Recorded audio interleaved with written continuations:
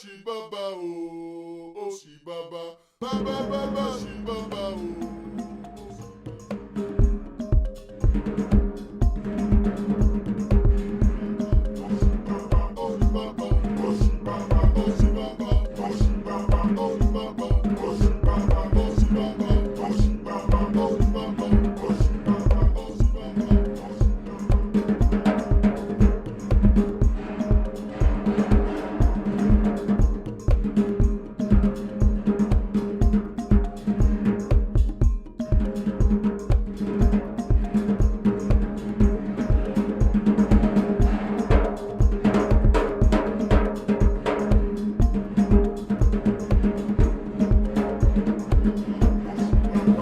Welcome to Soil to Soul 360.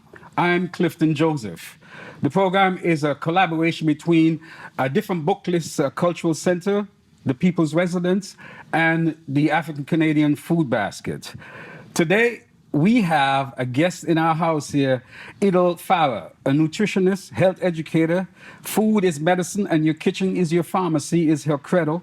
She practices health education on the Toronto foodie scene, wants to make sure that Black foodies and their cultural scenes are being celebrated. She's the author of an ebook for Ramadan called Soulful Ramadan. You got to tell me some more about that, dear. Yes. And blends science with her professional career and her interests. Welcome to the program, Idil. Thank you for having me. How did you get into food and food security and the whole questions around health? Well, I've always been interested in nutrition and the role of food in our lives. And so you go towards what you are interested in. And so when it came time to go to university, I went and studied food and nutrition and started practicing my career from a science perspective. So and then I started experiencing a health crisis. I started not feeling so great. I started developing some digestive health issues. And because of that, it changed the trajectory of my career and how I looked at food, how I looked at health. And so now I practice from a holistic background. So looking at health from every aspect and not just food, but like really looking at food as medicine. And food is like the most powerful drug out there. Now, you were born in the United Arab Emirates of Somalian parents, and then you moved not to Toronto, to Richmond Hill, a distant suburb of this city. Yes. So I imagine culture, what part did your Somalian culture, particularly as it reflected in food and nutrition, how important was that for you at the time? How much did it help you anchor? Food is really an important part of my culture, right? Especially in my household, we cooked fresh food every day. Everybody sat around the table. Everybody, it was celebrated. It was how we celebrated. It's how we mourned. It's how we got together. So food was a really big part of Yeah, I just love to my eat. family. Yeah, we love to eat and we love to cook. So it was like generational recipes that were passed down. When we came here, because we grew up I grew up in Dubai. I had experienced some of like the fast food, the burgers and the pizzas, and so coming here, like that's what I considered Western food. So I was anchored in what my family cooked, and then you wanted like your fast food outside of the house, but going to Richmond Hill, it was isolating. There wasn't anybody else that looked like me. We lived in predominantly, it was a white neighborhood, mostly Jewish. We're Muslim, and the first time, within the first week, we got like go back to where you came from on our like driveway. Here I come, Dubai. Yes. Well, I wasn't going anywhere. I take a challenge on. But it was, and language was also, and, 3 of my siblings went to English school and 2 of us went to Arabic school. So I was one of the ones that went to Arabic school. So I had to learn English coming to Canada. At age 10, it was hard because, there's a lot to learn. So here you were in Richmond Hill then. Yes. Teenager. you've since decided to become a nutritionist. Yeah. What sparked you in those teenage years to then go in that direction? I honestly don't think it was even my teenage years that I was thinking about nutrition as a career or as, going into university and studying that. I always knew coming to Canada that I was going to go to university. That was never an option in my family. And so it was just like sort of pick something and so when it came down to putting something down, I found that food and nutrition was actually being offered in Ryerson. And I was like, oh, I'll do that. And it was innately in me always because at the age of 5, I was put on a diet.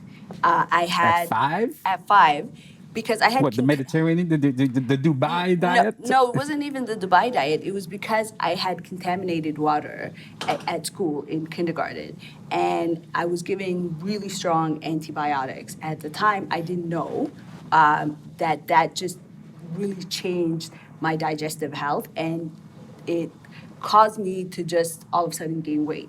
And so my family naturally were trying to figure out, What's everybody going on? was What's going assuming on? that I was eating more, but I wasn't. And I didn't understand it as a child. So this whole diet culture, and I knew there was something wrong. What my sister was doing was not working for me. So for me, as a researcher, I always wanted to answer the question why. So food and nutrition and understanding the science of food was really something that was natural fit for me. A lot of people who come onto the program, we've actually dealt with them on two large levels of food security and further to that, food justice. Can you Yes. explain from your perspective the difference between those two terms and how one moves to the other? So for me, food security coming from a place where like the Middle East, oil-rich country was never an issue. But when I came to Canada, I started to see a lot of my people from the people from Somalia actually who immigrated were having a hard time adjusting. Finances were an issue. They were eating a lot of processed foods, right? So they were experiencing like people I was related to. So I would visit them and I would see the disparity between what I was living and what they were living. And so it made me sort of understand. That was my first experience with food insecurity, and so I would say, as a young person, I didn't experience it, but as I grew, I started to see it, and it became something that I really wanted to address in my practice.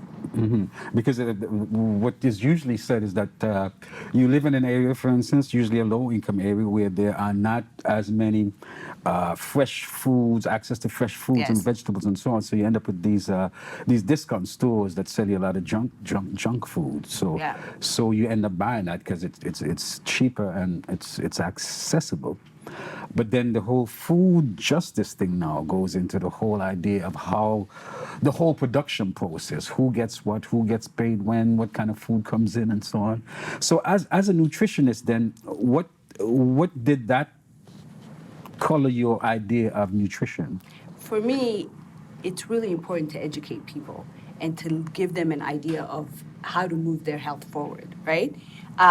Eating natural foods is really important in the healing and basically just everybody, I believe everybody's entitled to health, right? So if you're entitled to health and natural foods is what gives you that, fruits and vegetables, grains are not the cheapest thing out there, especially right now where the prices are really like Just going up like a all the thermometer in time. the summertime. Right. So if you're experiencing, if you finances are an issue, how are you affording these things? And with the Canadian Food Guide, this is something that is being really looked at right now because the new Canada's Food Guide says, eat half of your plate should be fruits and vegetable. A quarter of it should be like plant-based protein, which comes from like legumes, and the rest is like eating, having water and making sure that you're having grains, right? So if you look at it, for someone who's experiencing financial issues, and for a lot of people who have jobs and who cannot afford the current food prices, how are they affording that? How is that going to be possible? How and where are they getting? And accessibility is also an issue, because, like you said, for a lot of the stores that are available in certain neighborhoods, there's not a lot of range. As I mentioned, the Canada Food Guide. Early this year, the new food guide came out, which is a change from the others, where there were the four categories with dairy and all that being on one side, and meats, and now they've forgotten about those two, and as you say, push the whole plant-based idea of things.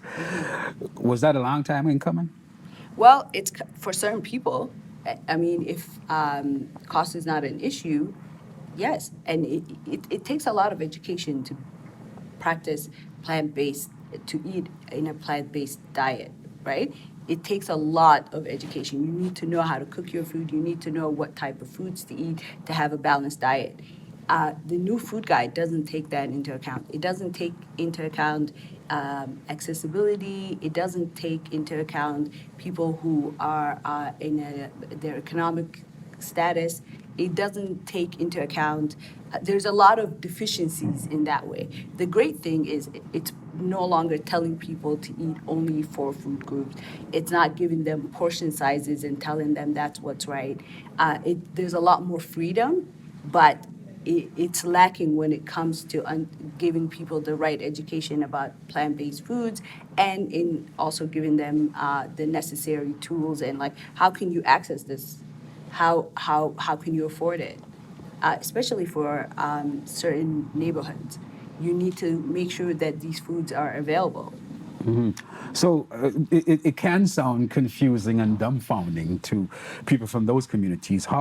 What do you then tell your clients about nutrition? What kind of advice do you give them to kind of get ahead of that curve? Well, I have 2 clients, the ones that hire me for one-on-one counseling, and the ones that I like when I go into schools and when I do workshops.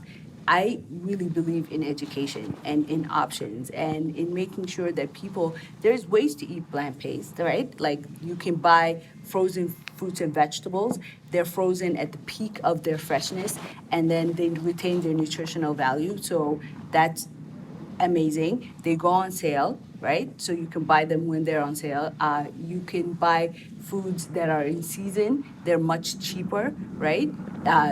Use your coupons, giving people these options and letting them know how to access their fruits and vegetables and ways to afford them is really important. The second thing for me is making sure that people understand what natural foods do for their health, right? Like I said earlier, food is medicine and food is information. It like informs every cell in your body.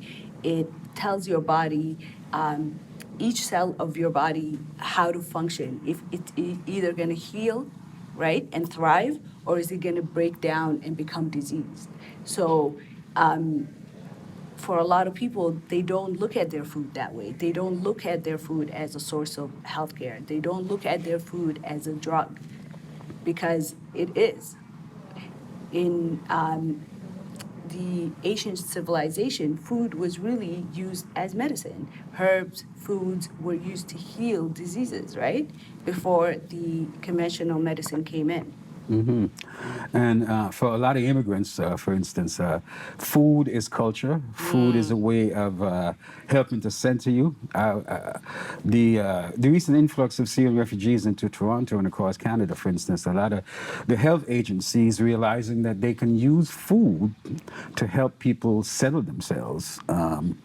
And you subscribe to that idea that food is medicine, food is culture, Yeah. food is a way of helping center you in the world, especially in a new environment where you need to get your equilibrium on. Right, especially like it's a bridge, right? For me, being an immigrant, food is what centered me at home. It made me feel like safe, and it reminded me of my culture, and I could always come back to that. But it was always a bridge to other people, right? Because if I offered someone food, they will try it, they will talk to you, you can engage with them. And with the Syrian refugees, their food and their culture is so rich, and their food is flavorful, right? And when you give somebody a plate of delicious food, they will sit at the table, and that opens up a conversation. It opens up an exchange. You get to know each other, and you're no longer a stranger or someone like an other, but you're now like, a friend, or someone you're sharing a meal with. I've never been to a Syrian restaurant as such. I've been to a lot of Lebanese and other Mediterranean. What's the role of Syrian food or in the whole Middle Eastern thing? It's Mediterranean food at its finest. It's really flavor forward. It's really healthy. Emphasizes a lot of vegetarian and options like hummus, chickpeas, eggplants. Baba ganoush is a Syrian dish. It actually originated with them. Hummus originated with them. There's so many flavorful foods that come from that region, and now I'm so glad that Canadians get to experience it. Food and as culture, it seems to me a double-edged sword to some degree. So, for instance, dealing with the non-continental Africans in the Caribbean and the Americas, with the history of slavery, where we were given the last meat on the animals, a lot of fried foods, a lot of so and so. So now we're here, and we see that as part of our culture. Mind you, which means that diabetes rates and breast cancer, all kinds of things then come our way, hypertension, high blood pressure, and so on, where we have attached culture to what some might call bad food practices. How do you tell black folks to let go that fried chicken, stop eating that pork, stop eating that fried food, stop eating that whatever, which we consider as, it's my culture, man. Right. And see, the thing is about food, telling somebody to stop anything, you might as well like putting that bread like in front of a bowl. Like you I'm just gonna have kind of two. like it puts it at the forefront of your mind, right? So for me, it's not about stopping, it's about moderation, but it's also about how can we bring the flavors of your culture into healthy food, right? Healthy food should not taste bland, and it should, food in general should be flavorful. And when you think about food in that way, and you think about what do you relate to as your cultural food? What spices remind you of home? What are those nostalgic foods that make you feel, are reminiscent of what you ate back home? If you are able to bring that into the way you cook vegetables or grains, or just sort of like just shift, instead of frying, we're gonna bake, and maybe we're gonna like lightly like fry and then put in the oven instead of fully frying in oil. There are so many options and there's no reason to lose like your cultural foods. There's a way to bring that along. For me, I believe when you connect to someone's culture and their heritage, you're able to get their attention. And that's when you can move their health forward. If I say to you, okay, what's your favorite recipe? And I modify it in a way that you are now going to be able to appreciate, then you're going to eat that. But if I give you a bland salad and tell you that's healthy, you might eat it while I'm there, or you might eat it for like a week or a month, but you're not going to continue. Wow, it's reminding me of somebody talking about Canadian cuisine. Pass me that candy, please, if you. Well, what is Canadian cuisine? You tell me. I don't think Canadian cuisine is now like a hybrid of all these cultures that reside in Canada, right? And for me, I believe making sure that we celebrate each of those cultures is what makes us truly Canadian. Soulful Ramadan, your ebook for Ramadan? Because I mean, I'm not Muslim, but I know folks who go through that. Where, for me, if I were that fasting period, I'll be eating my behind off. I'm telling you, when that window opens up, right? Yes. So, what led you to design this book based on Ramadan and that whole feast and famine? So, like I said, feast. You fast from like sunrise to sunset, and then you go from that to like eating fried food or eating like the richest of foods. Your digestion, which was like in the state of like bliss, resting, healing, your body was, repairing. You really jar that with all these foods that are difficult to digest. So, which is why when you eat a heavy meal, you immediately feel sleepy because the blood really goes to your digestion. There's a So, word. There's yeah. a word for that too, isn't it? Isn't Yes, there? there is. We all know it. Mr. And Itis, Mr. N-itis. yes, it shows up all the time. But the goal is, for me, why I wrote this ebook, and intermittent fasting is something that is talked about. It's the Explain same. that process for those who don't know it, though. Intermittent fasting. So intermittent fasting is fasting from, let's say, you stop eating after a certain time. So you start, let's say you started eating at 8 a.m., then you stop at 8, and for 12 hours, you give your body a break, right? So when you're fasting, your body immediately uses the food that is in your stomach that's in the process of digesting. And when that's broken down, it's broken down to glucose. Glucose is then all used up. And then after that, the body turns to the fat stores, right? And all the fat the fat is then used for energy, which is this whole keto diet that we hear about, is when your body goes into ketosis and uses fat for fuel, Okay. right? Cool. So you're using the fat for fuel, and this is a great thing because fat stores all the toxins in the body, right? So when the fat is broken down for fuel, all the toxins are then released, and the body starts to eliminate it. When we're digesting, all the energy is going through the process of breaking down the food and using the nutrients and dividing it up for all the cells. That's a lot of work for the body. But when the digestion is at rest and there's no food to digest, your body now has all the energy to heal, to repair, to regenerate, to eliminate toxins, to sort of press the reset button and to sort of take care of all the business that it didn't have time for. So I wanted to give people an idea of all the great things that happen. So if you have diabetes or you're on medication, if you fast or you intermittent fast, you can literally help your body become more insulin sensitive and maybe go off your medication or decrease your medication. If you have cholesterol, the cholesterol is digested during and eliminated from the body during a fast. So that's a great thing for people who are suffering from high cholesterol. It's for people who have neurodegenerative diseases like Alzheimer's and dementia. Dementia. All of these things, there are buildup of protein in the brain that is also broken down during a fast because the body now has time. So for me, Ramadan was an opportunity that was being squandered, right? And fasting was something that I wanted to bring to a lot of my followers and my clients so they understood really what it was and how they could use it to heal and to give their body the break it needed. So how was that practically delivered then, in terms of what suggestions were you saying in the ebook for diet during the eating period of Ramadan, after Ramadan?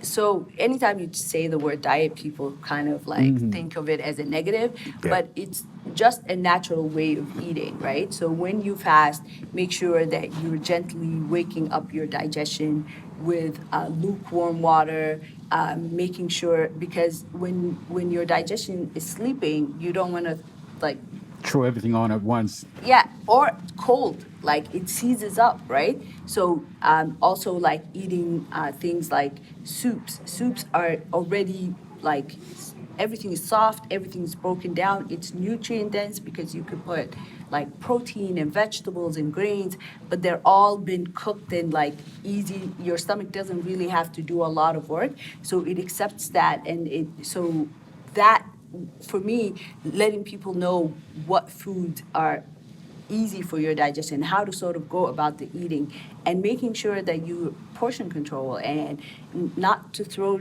everything, like not to eat everything all at once. Give yourself a break, like have a little bit, then go do what you need to do, come back, have a little bit. That was really important to share. And practical advice. It wasn't anything that you can't find at the tip of your fingertips, but I wanted to condense it. And for a lot of Muslims, I wanted to make sure they understood the religious context, because Islam is a holistic religion that supports all these healthy eating practices. So making sure that I attached some scriptures that people understood. Wow, excellent. What role should education play? Because when I was in high school a while ago, there was home economics. You would do that, boys would be in it too, so you learn how to cook this and that and so on.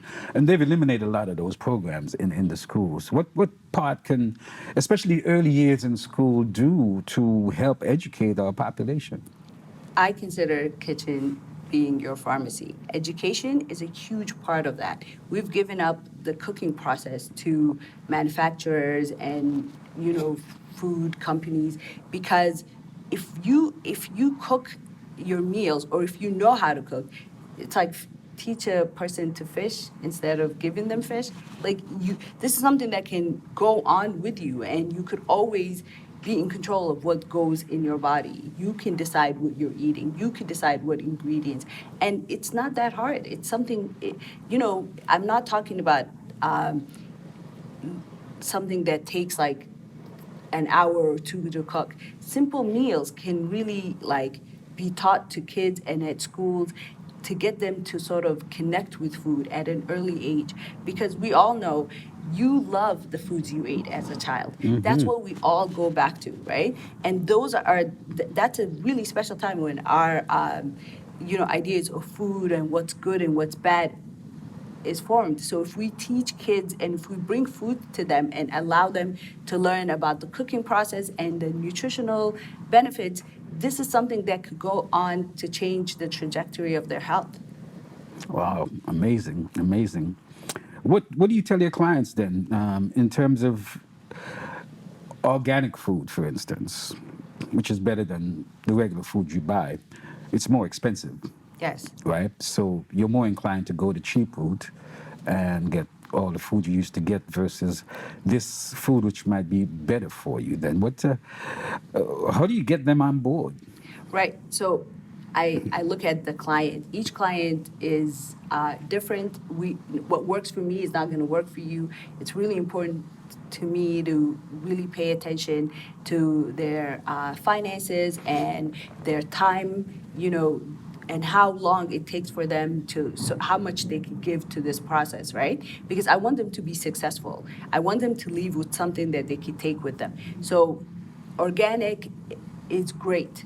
I would rather eat organic all the time, but it's not an option always, right? Financially, it may not be an option. In terms of accessibility, it may not be an option. What I say is eat seasonally, right? First, start by going to your farmers market and connecting with where your food comes from, and really eating seasonally, because your food didn't take a plane, a train, a boat. Like, it came to you, it's being grown. It's from the farm to you, right? But if your food is Soil to traveling, soul, soil to yeah, soul. exactly. If your food is traveling, it's losing nutrients from the time it's picked to the time it gets to you. You're not supposed to have strawberries in the winter. You're supposed to have frozen strawberries, but not strawberries that traveled all the way from wherever to get to you. They have very little nutritional value. So we start there, and then we move to organic. I believe in organic because it has less pesticides, herbicides, fungicides, all of that. But if it means you're not going to be able to eat vegetables because you can't afford it, then we look at frozen options. We look at, the organic frozen option is definitely cheaper than the ones that are fresh, right? And it goes on sale. I love that word because there's everybody's dollars matter, right? And we want to make sure we shop smartly. So where can we like cut costs? We spoke to on this program here Joe Thomas, head of the Black Vegans of Toronto. And just surveying the scene, it seems to me that in the last few years, I've noticed more black vegans, more black juice places, more black vegetarian, vegan restaurants, and so on. Is it true what I'm perceiving that there are more black folks who seem more interested in these avenues than before? Yes, because they're hearing about all the benefits, right? Uh, Vegan food made well and flavorful food, period, can have great health benefits. But the vegan food, if you're eating potatoes and fried food and it's vegan and it's vegetables, then you're not getting any health benefits. It's just But if- meatless. yeah, it's not meatless. You're still getting the saturated fat and everything else. But if you're eating, you know, baked and like raw vegetables, and you're eating your salads and you're eating your soups, that has a lot of benefits because natural. I always tell people, you know, is your food made by human or is it made by nature? So natural food has a ton of benefit. Anything that comes from the earth brings with it all the minerals and nutrients that is available in the soil, right? And that is being transferred to you. It the amount of nutrients that is available in spinach, you can't get that from a bottle. You will need vitamin C, you will need iron, you will need all of the other nutrients that are available, and you still won't get the exact benefit. So vegan food, if done right, can really, really like heal the body.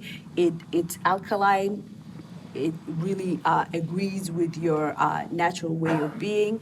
It is, you know, meat takes a long time. It's acidic. It takes a long time for the body to digest. So when you are not doing all that digestion, like I said, your body's healing and regenerating and repairing. So there are those who are doing it right are in much better health. Because I guess, you know, you used to be the joke about vegetarianism where, man, give me a piece of celery and a slice of iceberg lettuce and a slice of tomato. Right? You go to a gathering, a local gathering, they say you're vegetarian? Yeah, here's a slice of iceberg lettuce. But you say, as you say, if you do it right, the flavors will pop out and And it's not just vegetables. you don't just There's, miss the like, meat. You don't miss the meat. There's so many options that, you know, the stews and the you know, the injera and the all of these really flavorful foods that were like, meat was expensive. Meat didn't, you know, a lot of people couldn't afford meat, so they ate a certain way that were mostly vegetables in their homes. And there's a real movement that I really believe in is eating according to your ancestors, right? Because you know, our DNA is made up in a way that 3 generations back.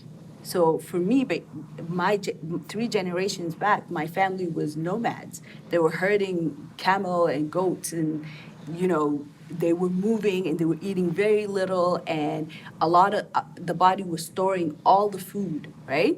So I come here, and food is available in abundance, and I'm eating all kinds of things that were not available to me. My body, all it does is store this food. It's not burning because my ancestors didn't burn through food because food wasn't available to them. It was scarce, right? So, and for a lot of Caribbean people, what the type of diet that you ate, when you stray from that, your body doesn't recognize. It doesn't know what to do. Your DNA doesn't recognize what to do with that food. And so a lot of diseases then become like diabetes, and especially for a lot of black women, there's a lot of estrogen related diseases that are coming up. Yeah, because I remember going back to the Caribbean. I'm from Antigua in the Eastern Caribbean, and two things. When I first came here in '73, me and my younger brother, it took us maybe 6 months to get used to drinking the milk without putting 2 or 3 teaspoons of sugar into it, right? And when I go back there, I have to say to people a couple of things. damn, don't throw so much sugar in the thing, in the Kool-Aid. Not so much salt on the rice. And by the way, don't give me that mountain of rice. It's not slavery anymore. You know what I mean? Put some vegetables in the thing, right? How how do we change some of those things, though? I mean, we get used to, now I'm used to certain things, right? And you lack of sugar. So explain how the taste, the changes in taste buds then. Rather than, you can go and get your Big Mac, you get used to all that sugar, salt, blah, blah, blah, blah, those type of flavors versus the flavor, retraining your taste bud, as it were. So our body is an incredible machine. It adapts really, really well. So our taste buds adapt as well. Like you said, that your taste buds adapted from what you were used to.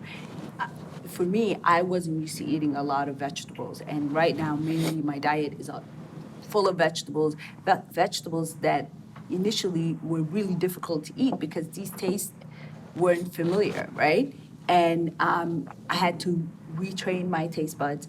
And, they say it takes like 21 days to form a habit. I used the fasting time during Ramadan is when I was able to change a lot of my habits, right? So for a lot of people, what I would say is start small, right? Start reducing the sugars that you put in your, like, if you, 1 teaspoon instead of two. instead of two, there are certain things you should definitely cut out of your diet cold turkey, like pop.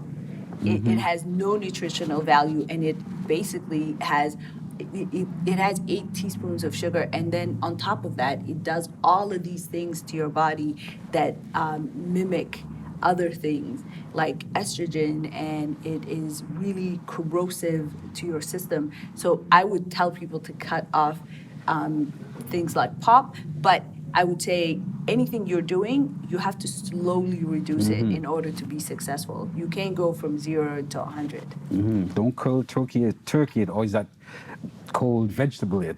Don't go, yeah, but it's, healthy eating is not just vegetable. Healthy eating is in moderation. You're supposed to enjoy all types of food. You have to give, nutrients come in a spectrum, right? Which is why it's important to eat a variety of food in your diet to get the health benefit that you need without experiencing any deficiencies.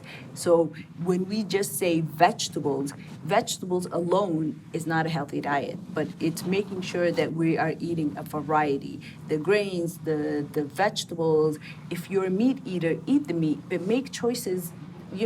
Don't eat, make sure that you're eating, a cow is supposed to eat grass, right? So making sure that you buy grass-fed beef. A chicken is not supposed to eat soy. It's supposed to eat like, grains and stuff. And you just want to make sure that you're making, and it's supposed to move around. You want to make the right choices for yourself. And being informed is really, really important. If you look at the label of your food and you read the ingredients, if 10 of those things you don't know and they were made in a lab, would you make the same choices? Would you not reconsider? Would you not, like, at least it will, like, you would stop yourself for a second and say, okay, do I really want to eat this? Because this was made in a lab. I don't recognize 10 of these ingredients, and the first one is sugar. Because I no longer eat tilapia. I used to love it, especially the way the Filipinos in my neighborhood do it at their restaurant. And then I saw how they factory farm tilapia. It was gross. It was nasty. They had chickens. Some of them have chickens above, pop, pop, pop, pop, pop, doing their business, and the tilapia doing their business and swimming around in their business. And the next thing you know, I'm having a takeout at Eglinton and Dufferin. Yes. And I said, you know what? No, Nanette. I got to cut that out. Fish is not supposed to be farmed, right? Chicken is not supposed to be in, like, coops eating antibiotics. Everything in nature has its order, right? So being informed of where your food comes from, now you decide, am I going to eat that 7 days a week, 3 times a day, or am I going to limit how much of that I eat? If I want tilapia and I have it once a month with me being informed 100%, then okay.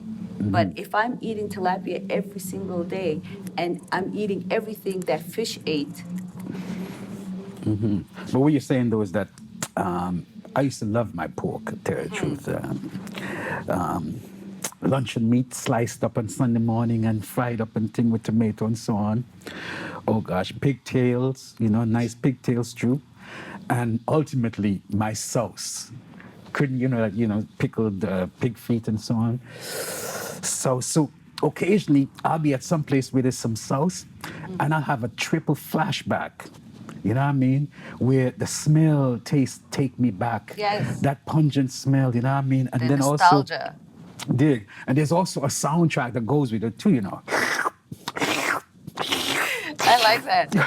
But that works for all of us. We all have that in our background, in our culture, that we all have that thing that brings us back, and it may be the unhealthiest thing, and we know it in the back of our head, but we still gravitate to it because it's nostalgia, it's childhood, it's home, it's everything, the smells, it takes you back. It's those memories.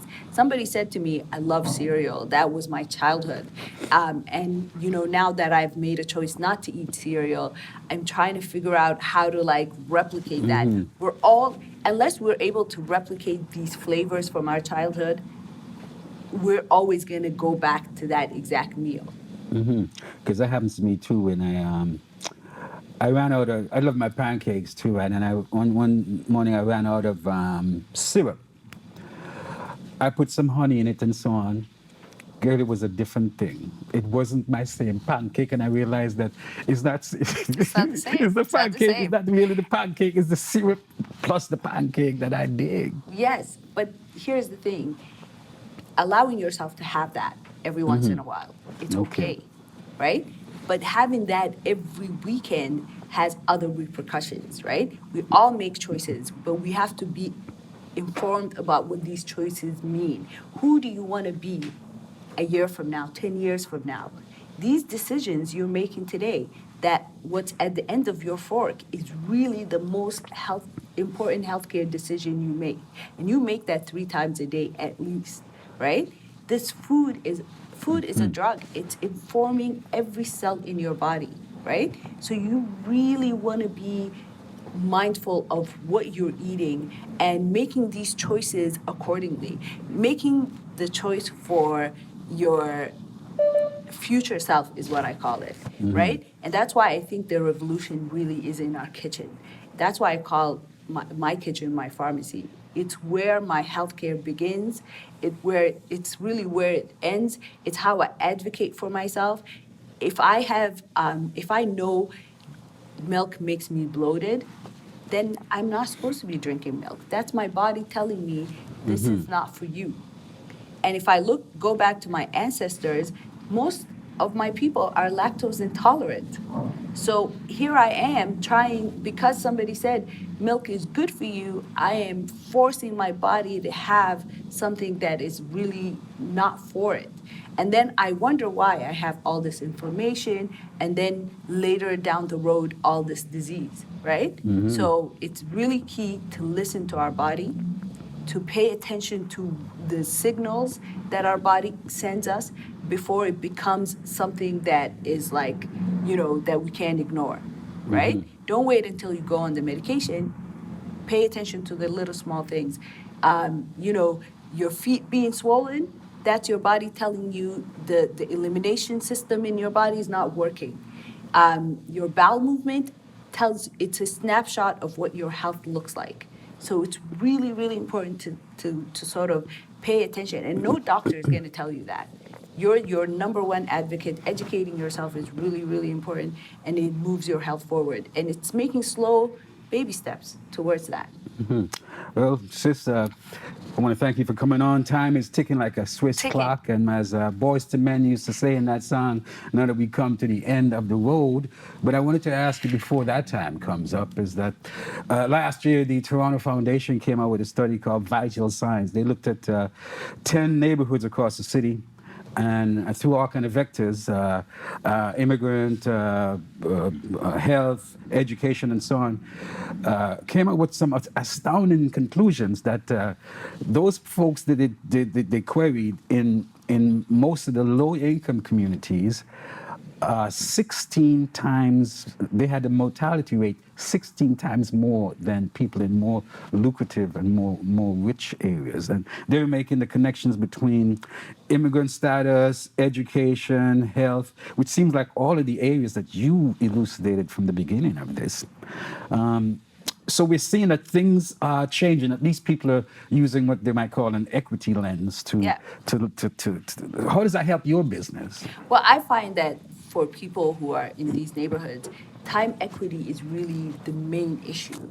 They don't have the time to make some of these meals that are being suggested to them. And really, because if I'm working two jobs, right, I need the tools and the skills.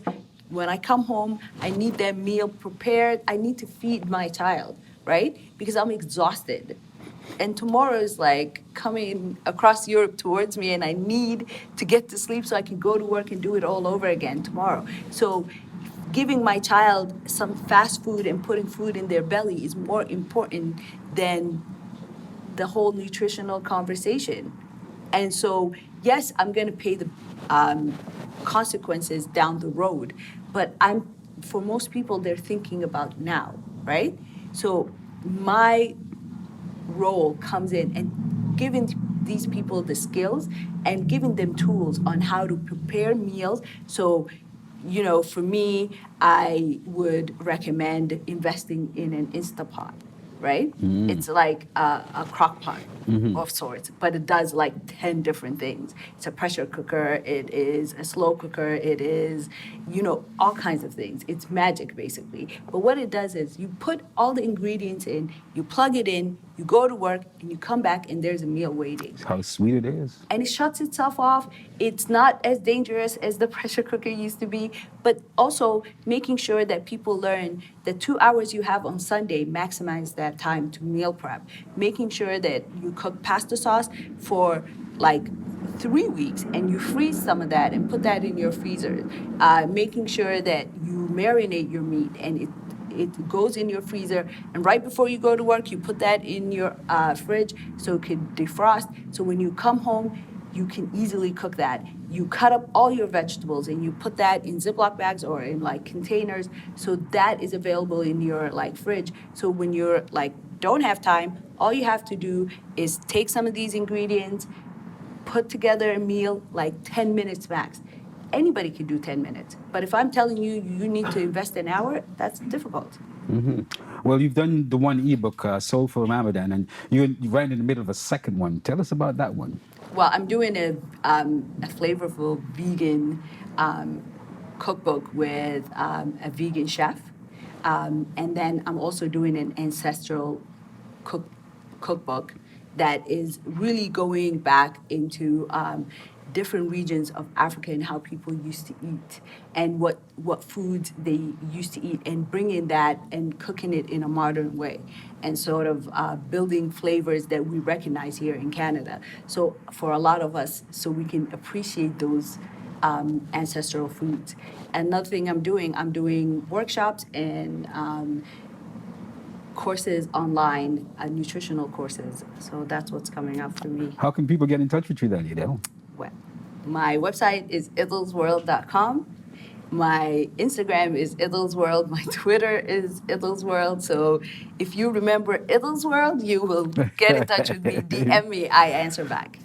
That's thank you so much, Idil. Farah, nutritionist, health educator. Food is medicine, and your kitchen is your pharmacy. Thank you so much. The ebook is called Soulful Ramadan. Thank you so much for spending the time with us. Oh, I appreciate it. Thank you for chatting with me. I loved all the musical references. We try.